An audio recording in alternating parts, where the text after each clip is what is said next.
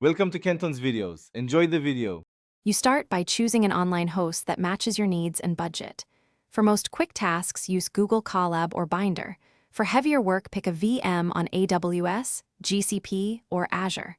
Once chosen, sign in and enable any free tier credits or permissions. Then upload or link your IPN file and any data to cloud storage so the environment can access it. This gets you into the workspace fast and ensures files load predictably when the session starts. Once your files are available, configure the runtime.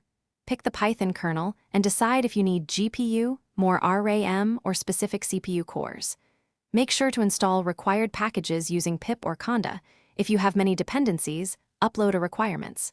TXT and run a single install command to avoid version drift. Next, mount cloud storage or connect the notebook to your GitHub repository so changes sync. This ensures the environment matches your local setup and your code runs consistently.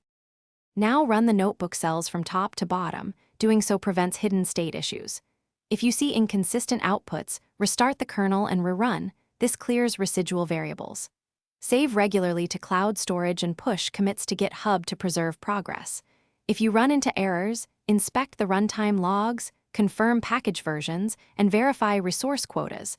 Often a missing dependency or exceeded memory causes failures.